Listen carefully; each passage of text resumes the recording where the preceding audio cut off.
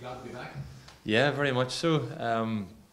It's been, it's been a long time. A few injuries last season, and been doing an awful lot of hard work, through those injuries. And since I got back, playing, just working on bits and pieces of my game, and just trying to get back in the mix. And really, really pleased, and I'm very, very excited to get out on the pitch on Sunday.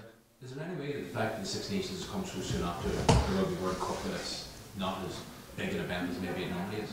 I don't think so. I think Six Nations is your bread and butter, and you just try and perform. You try and win Six Nations year in, year out, and that's your go-to. And then you get the opportunity of a World Cup every 4 years. It's obviously a special occasion, and I'm not playing it down. Would have loved to have been involved in the World Cup, and I was gutted not to have been involved. But to get back into Six Nations, this is a big occasion for Irish rugby, and it's a big occasion for me, and I'm very, very excited about it.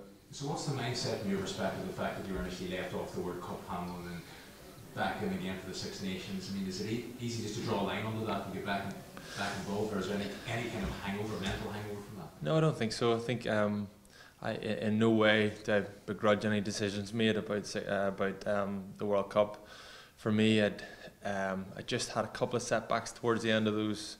Obviously, I had 2 operations on my toe, and then the second one had a stress fracture in my foot. I had a bit of a hip flexor strain towards the end of the summer, so it just pushed me back, a couple of weeks, and then another couple of weeks, and then it just made things a little bit too tight to get back.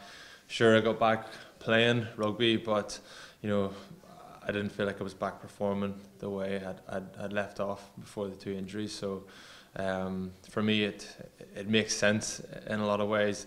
When there's so many other Irish wingers playing well, and to be honest, I wasn't one of them. I was confident that I would be eventually, getting back in the mix and playing well and back being confident again. But at that stage, I'd played 1.5 games in close to 10 months maybe, and it wasn't enough to prove that I was good enough to compete with some of these other guys that were in there. So the mindset now is I've got my opportunity and I really want to take it. Andrew, Gordon Darcy wrote today about now that he's retired, he can actually appreciate the excitement building up to the Six Nations, and he's really looking forward to actually watching the game out of the bubble. How hard is that for you as players? You're so focused on the match to appreciate what's happening around, the crowd, the build-up, all the talk, all the hype in the build-up to Sunday's game in the Aviva Stadium. Yeah, I suppose I can 100% understand what Darcy's saying there, because I've experienced a small bit of that myself, with the World Cup.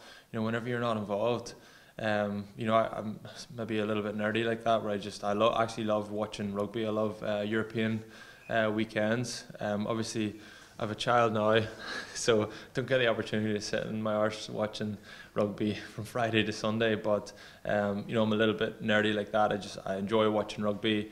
And Six Nations is a very, very exciting time of the year, and even just as an Irish rugby supporter, it is exciting. But as a player, the excitement's just balanced up a little bit with the nervousness going into a game and just wanting to perform, and the pressure of knowing the information that you have to have going into the game, the pressure of performing, fronting up physically, and it's tough. You're under a lot of pressure, and you probably don't quite enjoy the Six Nations until the final whistle goes in the last weekend and you've won it, which doesn't always happen. So from my point of view, it's a different type of enjoyment, but certainly it's very, very exciting, but it's nervous as well.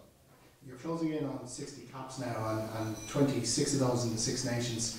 How important is it playing at home, playing in the Aviva Stadium, that noise, that support that you get from people on Sunday? Yeah, very important. I think it's important that supporters buy into the excitement on match day, and just try and get out there as early as they can, and just make sure that they give us every opportunity of making that home advantage count. Obviously, it's up to us on the pitch to give our supporters something to cheer about, something to get behind. But I think an occasion like this really needs everybody get behind it and get into it, and just make this Ireland Wales game just that little bit more exciting than it already would be.